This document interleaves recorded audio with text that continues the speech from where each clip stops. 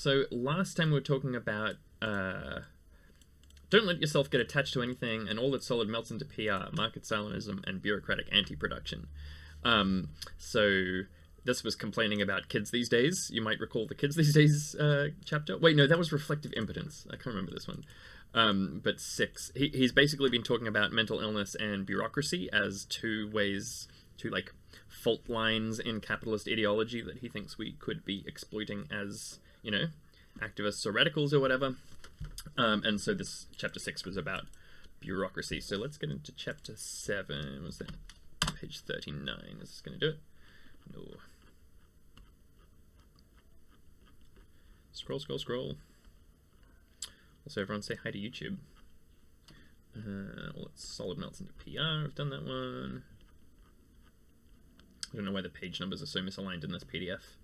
Also, they're not on most pages, which is kind of weird. Okay, here we go. Chapter 7 of Capitalist Realism by Mark Fisher. Also, I think most of you have been here before, but basically, yeah, the premise of his argument is, like, we've got this issue where he calls it capitalist realism, embodied by the phrase, it's easier to imagine the end of the world than the end of capitalism. It's not an original of his. It's often attributed to Slavoj Žižek, but seems like it might have come from Frederick Jameson, who's another famous modern sort of post-leftist. And then, yeah, so that's the diagnosis, and his prognosis in terms of what we should do as, like, a treatment. One is to engage about bureaucracy, and the other is about mental illness. So we'll see what this chapter is about. If you can watch the overlap of one reality with another, capitalist realism as... I've thought the leftist idea of ACAB's terrible strategy, not because it isn't true, because it leads to loss of power to chuds. Maybe. Capitalist realism as dream work and memory disorder. Being realistic may once have meant coming to terms with a reality. Okay, well, that's clearly a typo in the first sentence. It's a bit weak. Come on. Hire me to do your editing, Mark Fisher. Being realistic may once have meant coming to terms with a reality experienced as solid and immovable. Capitalist realism, however, entails subordinating oneself to a reality that is infinitely plastic, capable of reconfiguring itself at any moment. We're confronted with what Jameson, in his essay The Antimonies of the Postmodern, I don't know what antimonies mean, I think it's like a type of, like, old-timey medical treatment, calls a purely fungible present in which space and psyches alike can be processed and remade at will. Fungible is a word, it's a bit tricky, but it's come into the popular awareness in the context of NFTs, non-fungible tokens. It means things that aren't, something's fungible if it's immediately replaceable with something else similar to it.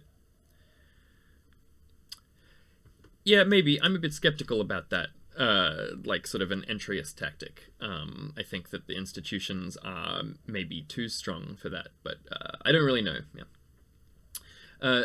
The reality here is akin to the multiplicity of options available on a digital document, where no decision is final, revisions are always possible, and any previous moment can be recalled at any time. The middle manager I referred to above turned adaptation to this fungible reality into a fine art. Yeah, he's put another fucking typo in here. Come on, guys. Yeah, I am more susceptible to that line of thinking, I think. But, you know, let's not get into it. Adaptation to this fungible reality into a fine art. He asserted with full confidence a story about the college and its future one day, what the implications of the inspection were likely to be, what senior management was thinking, then literally the next day would happily propound a story that directly contradicted what he previously said. There was never a question of his repudiating the previous stories. I'm just trying to get this a bit bigger so you can all read it. It was as if he only dimly remembered there ever being another story. This, I suppose, is good management. It is also perhaps the only way to stay healthy amidst capitalism's perpetual instability. On the face of it, this manager is a model of beaming mental health, his whole being radiating a hail fellow well met bonhomie. Bonhomie? Like goodwill. Such cheerfulness can only be maintained if one has a near-total absence of any critical reflexivity, and a capacity, as he had, to cynically comply with every directive from bureaucratic authority. I think that's a little pessimistic, and that's coming from someone who's chronically depressed. The cynicism of the compliance is essential, of course. See, I think in some ways Mark Fisher is falling prey to Zizek's issue of cynicism, where by, like, standing aside and being like, well, you can't be cheery. Anyone who's cheery is, like, so complicit. when he himself is also being a teacher, and he's being like, oh, this is terrible, but he's still doing it. And in that way is kind of like has an ideology of his own that's papering over the inconsistencies of his actions with his values. Anyway. The cynicism of the compliance is essential, of course. The preservation of his 60s liberal self-image depended upon his not really believing in the auditing processes he so assiduously enforced. But then now Mark Fisher is disavowing the same thing on another level. What this disavowal depends upon is the distinction between inner subjective attitude and outward behavior I discussed above. In terms of his inner subjective attitude, the manager is hostile, even contemptuous towards, the bureaucratic procedures he supervises. But in terms of his outward behavior, he's perfectly compliant, as presumably was Mark Fisher. Yet, I guess it's not really fair to complain about that, because, like, the fact that he's falling prey to his own objection doesn't really undermine his argument. It's just like a touche, you know? Like, it's just like a purely formal problem. But it is kind of ironic. But a lot of this book is Mark calling himself out. I've said that in a few previous chapters as well, so maybe he's calling himself out here as well. But it feels a bit less like it than in other situations. Yet it is precisely workers' subjective disinvestment from auditing tasks which enables them to continue to perform labour that is pointless and demoralising. The manager's capacity to smoothly migrate from one reality to another reminded me of nothing so much as Ursula Le Guin's The Lathe of Heaven. Sadly, I haven't read it. I love Ursula Le Guin. I've read a few of her novels, maybe like 6 or 7, but not The Lathe of Heaven. It's a novel about George Orr, a man whose dreams literally come true. In time-honoured fairy tale fashion, however, the acts of wish fulfillment quickly become traumatic and catastrophic. When, for instance, Orr is induced by his therapist, Dr. Harbour, into dreaming that the problem of overpopulation is solved, he wakes to find himself in a world in which billions have been wiped out by a plague that, as Jameson put it in his discussion of the novel, was a hitherto non-existent event, which rapidly finds its place in our chronological memory of the recent past. I mean, coronavirus is a very literal analogy here, right? Like, suddenly, like, no one knew about pandemics. No, like, even, like, we've had SARS and Zika and whatever, but none of them really, like, stuck in the same way. But coronavirus was a hitherto non-existent event which rapidly finds its place in our memory of the recent past. So I guess World War II was kind of maybe the last one, or Vietnam, or I guess Iraq. I don't know, maybe Vietnam. Anyway. Or 9/11. Much of the power of the novel consists in its rendering of these retrospective confabulations, whose mechanics are at once so familiar, because we perform them every night when we dream, and so odd. How could it ever be possible for us to believe successive or even coextensive stories that so obviously contradict one another? It's funny, I mean, I've joined this, like, cringe atheist group, and, you know, I'd call myself an atheist, though I'm a bit less enthusiastic about it than I used to be, because a lot of atheists are like these jerks in this group, and they're like, have you noticed that Chapter 1 and Chapter 2 of Genesis slightly contradict one another if you read them incredibly literally? And it's like, yeah, literally everyone noticed that. There's a lot of work gone into explaining what the hell is going on there, so, like, don't worry. We noticed. I don't know. It's just, yeah. That's just a sidebar. Doesn't matter. Yeah, we know from Kant, Nietzsche, and psychoanalysis that waking, as much as dreaming experience, that waking experience, just as much as dreaming experience, depends upon just such screening narratives. If the real is unbearable, any reality we construct must be a tissue of inconsistencies. Okay, so this is a classic piece of annoying Lacanian jargon, the real versus reality distinction. I've talked about this in a previous one. I haven't put the video from last week up yet. I'll put it up today when I finish this stream. But the real is one of the 3 orders of Lacan's, like, theory of human perception, or like psychic life. There are kind of these 3 realms that overlap one another. There's the symbolic and the imaginary, which are kind of allied in reality. That's the name for that alliance. And then on the other side, there's the real with a capital R here. The real is unbearable. That's kind of one of the definitions of it. So if the real is unbearable, any reality, i.e. any symbolic imaginary experience, reality that we construct must be a tissue of inconsistencies, right? So basically, this is the theory of ideology as per Zizek and Marx, that like, I thought that from Genesis to Revelation and Trespass were not contradictory at all. I don't quite understand. I'm sorry. Feel free to elaborate on that if you want. Basically, it's like, you know, there's this inconsistency of capitalism, basically, which is like, it requires us to, like, suffer immensely in order to produce wealth for other people. Oh, I see, that's funny. And so we get all of these, like, inconsistent explanations that paper over it, like, oh, well, they're just welfare queens, they're lazy, they need to pull themselves up by their bootstraps. Oh, Elon Musk is actually really special and different, so, like, not everyone could do that. And that, like, directly contradicts the bootstraps thing, and, like, so on and so forth. Or, like, I'm working 3 jobs. I was like, oh, yeah, but, you know, you should be studying to improve yourself, or whatever. Like, that's, you know, so on and so forth. Tissue of inconsistencies. But the same is true on a kind of interpersonal level, as well as this sort of, like, capitalist level. So, what differentiates Kant, Nietzsche, and Freud from the tiresome cliche that life is but a dream is the sense that confabulations we live in are consensual. Very interesting. I really like that. I think that's a nice explanation of Freud. I'm not nearly as familiar with Kant or Nietzsche. I can at least see it with Kant. Yeah.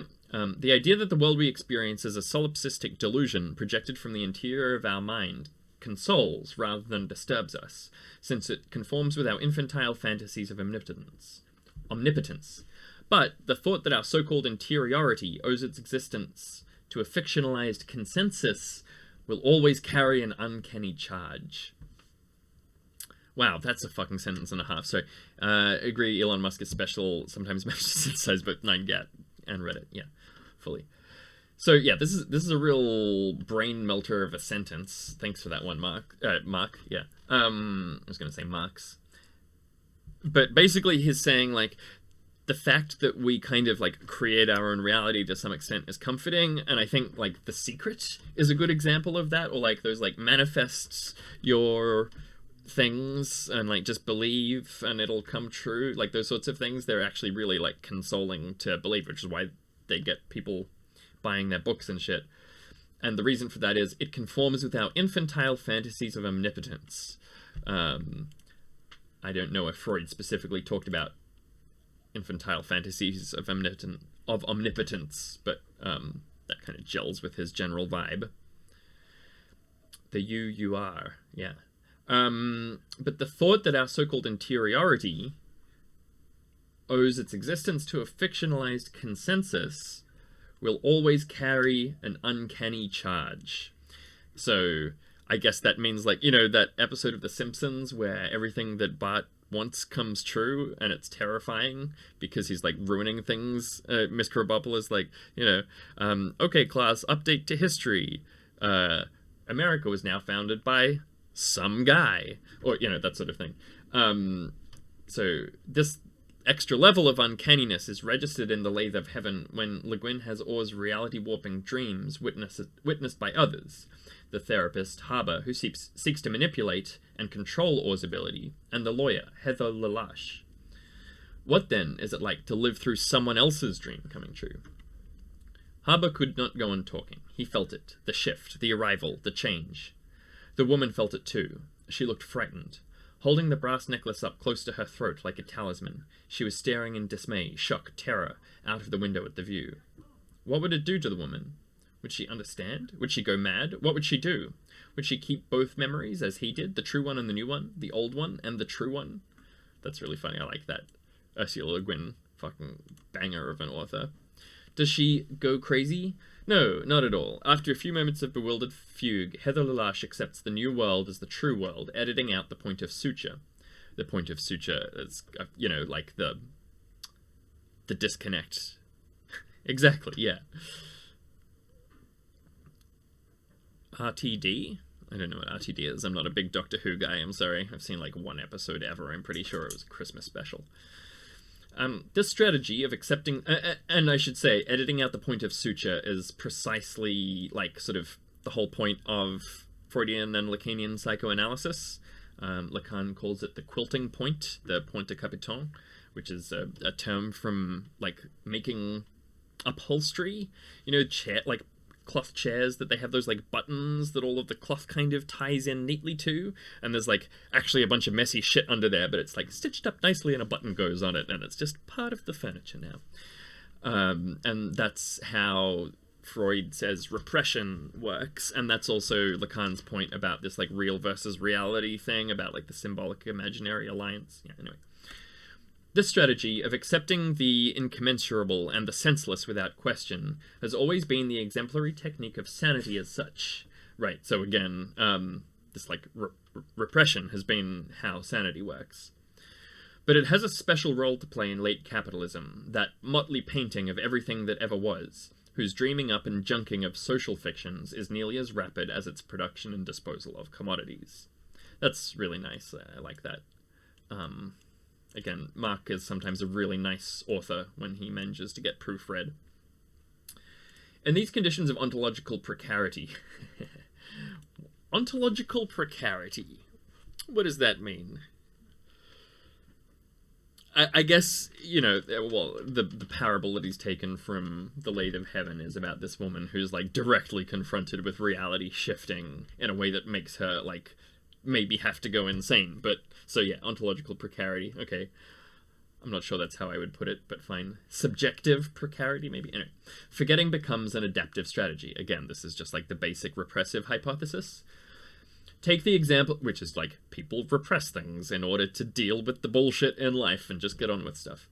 Take the example of Gordon Brown, the former Labour politician in the UK, Labour, I'm not super familiar with UK politics, whose expedient reinvention of his political identity involved an attempt to induce a collective forgetting.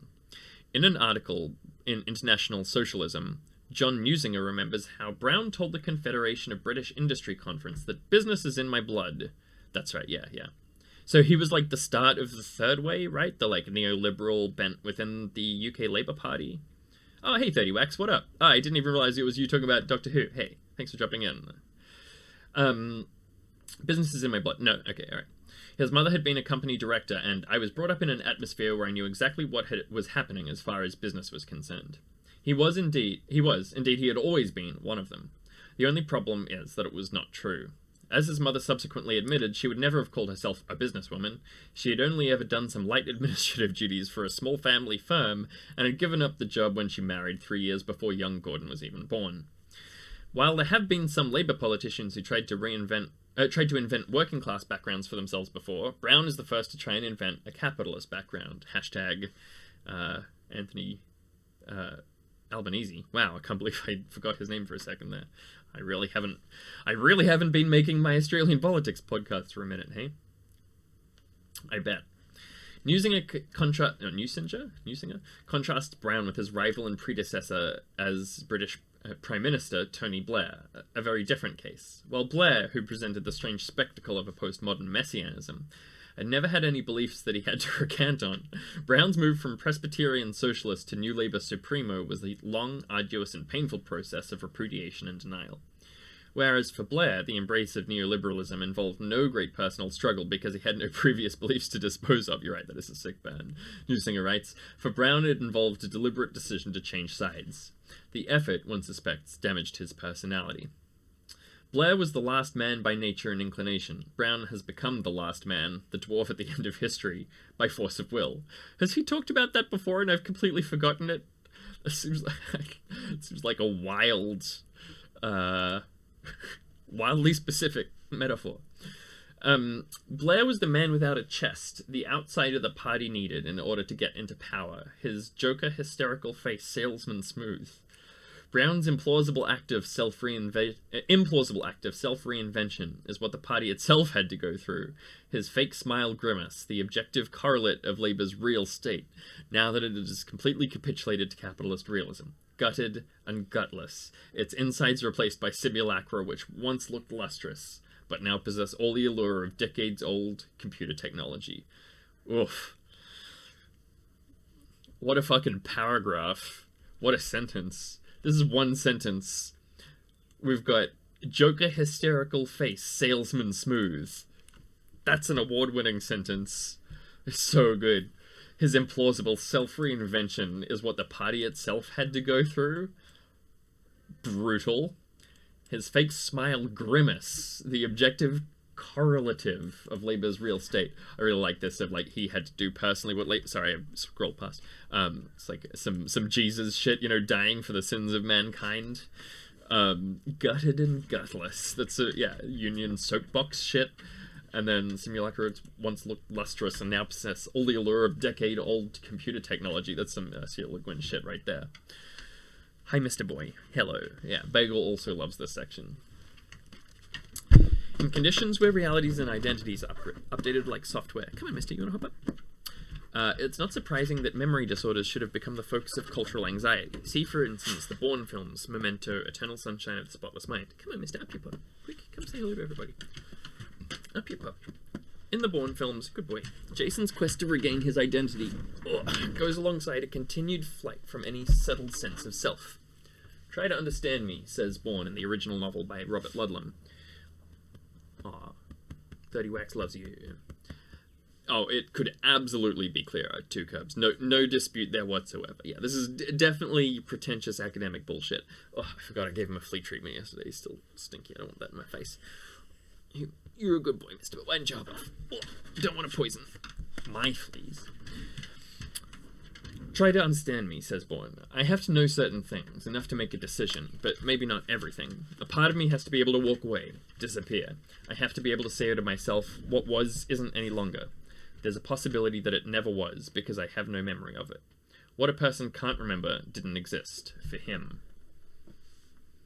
In the films, Bourne's transnational nomadism is rendered in an ultra-fast cutting style, which functions as a kind of anti-memory, pitching the viewer into the vertiginous continuous present, which Jameson argues is characteristic of postmodern temporality.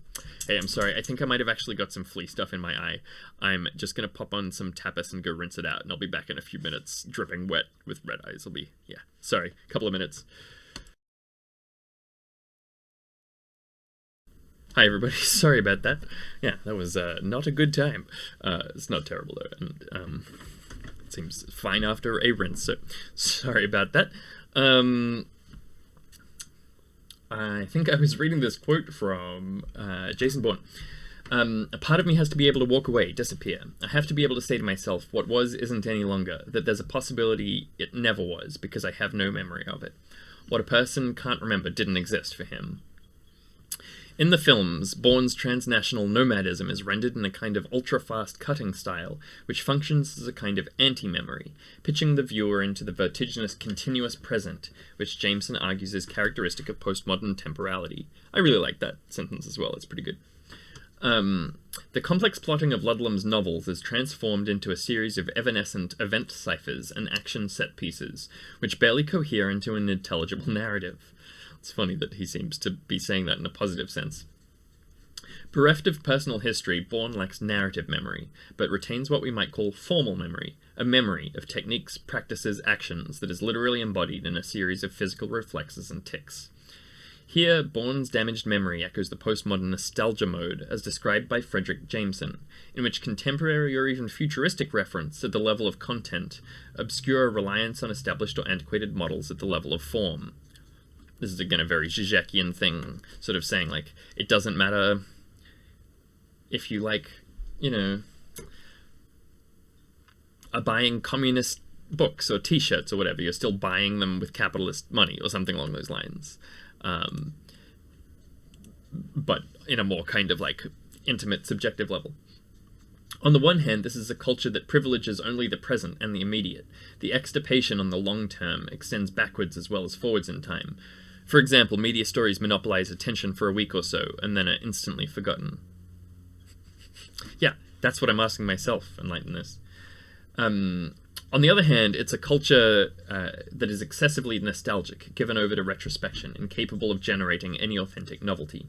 It may be that Jameson's identification and analysis of this temporal antimony is his most important contribution to our understanding of the postmodern/post-Fordist culture. The paradox from which we must set forth, he argues, I'm going to look up antimony. It's a semi-metal. Sorry, where is it? It's a semi-metal. In its metallic form, it's silvery, hard, and brittle. It's used in the electronics industry. Okay, I used for medicine, known by the Arabic name kol. So yeah, I'm pretty sure it was a like quite extreme medication that you ate that would like purge you or something. Could be wrong about that. Anyway, the paradox from which we must set forth is the that is so rude. Which must set forth is the equivalence between an unparalleled rate of change on all the levels of social life and an unparalleled standardization of everything, feelings along with consumer goods, language along with built space, that would seem incompatible with such mutability.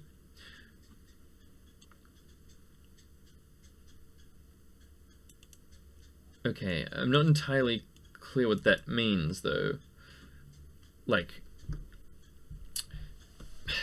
we get, like, iPhones and all this new technology, but then we also get, you know, we just keep chugging along, and, like, it's all still just capitalism. What then dawns is the realization that no society has ever been as standardized as this one, and that the stream of human, social, and historical temporality has never flowed quite so homogeneously. What we begin to feel, therefore, pardon me, and what begins to emerge as some deeper and more fundamental constitution of postmodernity itself, at least in its temporal dimension, is henceforth where everything now submits to the perpetual change of fashion and media image that nothing can change any longer. So again, this is just like the issue of capitalist realism, right? Like, it's easier to imagine the end of the world and the end of capitalism, despite all of the amazing radical changes that are like coming about. No doubt this is another example of the struggle between the forces of deterritorialization and reterritorialization, which Deleuze and Guattari argue is constitutive of capitalism as such. So this is the issue of, like, finding new markets, or, like, when people rebel against capital, like, co-opting that, like Che Guevara t-shirts is the classic example, buying copies of Capital by Marx. It would be surprising if profound social and economic instability resulted in a craving for familiar cultural forms, to which we return in the same way that Born reverts to his core reflexes. If profound social and economic instability result in the craving for familiar social forms, we revert to them in the same way that Born reverts to his core reflexes. So I guess this is like reactionary conservatism, basically. The memory disorder that is correlative of this situation is the condition which affects Leonard in Memento, theoretically pure anterograde amnesia. I fucking love Memento. It's one of my favorite films, or it was for a long time at least. I'm a bit less keen on it now. But yeah. Here memories prior to the onset of the condition are left intact, but sufferers are unable to transfer new memories into long-term memory. The new therefore looms up as hostile, fleeting, unnavigable, and the sufferer is drawn back into the security of the old. The inability to make new memories, a succinct formulation of the postmodern impasse. You bought your copy of Capital from Amazon, partly due to convenience, but largely due to irony. Yeah, that's right. If memory disorder provides a compelling analogy for the glitches in capitalist realism, the model for its smooth functioning would be dream work. So this is a technical Freudian term. It means the way in which we convert our unconscious thoughts and feelings into the symbols in our dreams, basically. And then also kind of refers to the therapeutic process of like untangling that. When we're dreaming, we forget, but immediately forget that we have done so, since the gaps and lacunae in our memories are photoshopped out. They do not trouble or torment us. What dream work does is to produce a confabulated consistency which covers over anomalies and contradictions. And it's this which Wendy Brown picked up on when she argued that it was precisely dream work which provided the best model for understanding contemporary forms of power. So again, it's important to remember dream work isn't what it sounds like exactly. It's the way in which dreams form themselves out of your unconscious. And specifically, he's stressing here the way in which they make them consistent and smooth, so you're suddenly in one place instead of another, or this person is a different person than they were, but they're the same person, you know, those sorts of things, where that just kind of like feels okay. In her essay, American Nightmare, Neoconservatism, Neoliberalism, and De-Democratization, sounds fun, Brown unpicked the alliance between neoconservatism and neoliberalism, which constituted the American version of capitalist realism up until 2008. And this is also reflected in Australian Liberal Party politics, right? That's basically the time of Howard having the broad church in the Liberal Party. Brown shows that neoliberalism and neoconservatism operated from the premises that which are not only inconsistent, but directly contradictory. How, Brown asks, does a rationality that is expressly amoral at the level of both ends and means, neoliberalism, intersect with one that is expressly moral and regulatory, neoconservatism?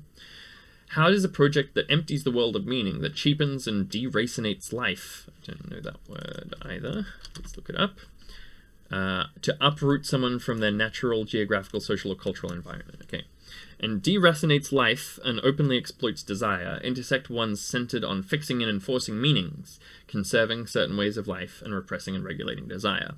I'd like a Howard Broad Church in that he should be thrown off a group. I'm not familiar with, I presume, the Broad Church affair? I don't know what that is yet. How does support for governance modelled on the firm and normative social fabric of self-interest marry or jostle against support for governance modelled on church authority and a normative social fabric of self-sacrifice and long-term filial loyalty, the very fabric shredded by unbridled capitalism? Right, it's like, how do Christian socialists vote for Trump, basically? Sorry, not Christian socialists, just Christians. How do Christian conservatives vote for Trump when he's like a womanizer and only interested in money and clearly not a religious person and whatever. And they're like, but he's a capitalist, so he's good. And that he hates abortions. Broadchurch is an excellent TV series. Starts off with someone being murdered by being thrown off a cliff. Okay, cool. But incoherence at the level of what Brown calls political rationality does nothing to prevent symbiosis at the level of political subjectivity. And although they proceeded from very different guiding assumptions, Brown argues that neoliberalism and neoconservatism work together to undermine the public sphere and democracy, producing a governed citizen who looks to find solutions in products, not political processes. As Brown claims, the choosing subject and the governed subject are far from opposites. Frankfurt School intellectuals, and before them Plato, theorized the open compatibility between individual choice and political domination, and depicted democratic subjects who are available to political tyranny or authoritarianism precisely because they're absorbed in a province of choice and need satisfaction that they mistake for freedom. Yeah, interesting. I'm not sure if that's super clear, but I guess Brown is just kind of being like, well, it's happened forever that people mistake options in a supermarket for freedom, basically. Yeah. Extrapolating a little from Brown's arguments, we might hypothesize that what held the bizarre synthesis of neoconservatism and neoliberalism together was their shared objects of abomination, the so-called nanny state and its dependents. Despite evincing an anti-statist rhetoric, neoliberalism is in practice not opposed to the state per se, as the bank bailouts of 2008 demonstrated, but rather to particular use of state funds. To particular uses of state funds. Oh yeah? Sorry, which statement in particular? The thing about mistaking... that I said about mistaking supermarket choices for freedom? Or like... yeah, I'd love to hear more about that, if you would be happy to tell me more. Also, once again, this hasn't, it comes up every now and again, but this book is relatively old, and it is like the... Watch out, Bagel. Thanks. Neoliberalism is not, like, ascendant in quite the same way that it was when this was being written, so it's an interesting kind of slightly outdated critique. Though I guess there's not really anything that's replaced it yet, except maybe, like, MAGA-ism or something. Meanwhile, neoconservatism's strong state was confined to military and police functions, and defined itself against a welfare state held to undermine individual moral responsibility. And that's the end of chapter 7. I reckon I'm going to stop there. That was a pretty long one. I might just like scroll through and see how long this one is. But, he's talking about the parallax view, so we're going to get some Zizek alarms. It's pretty short. And then I think Marxist Supernanny might be the last chapter. But yeah, there we go.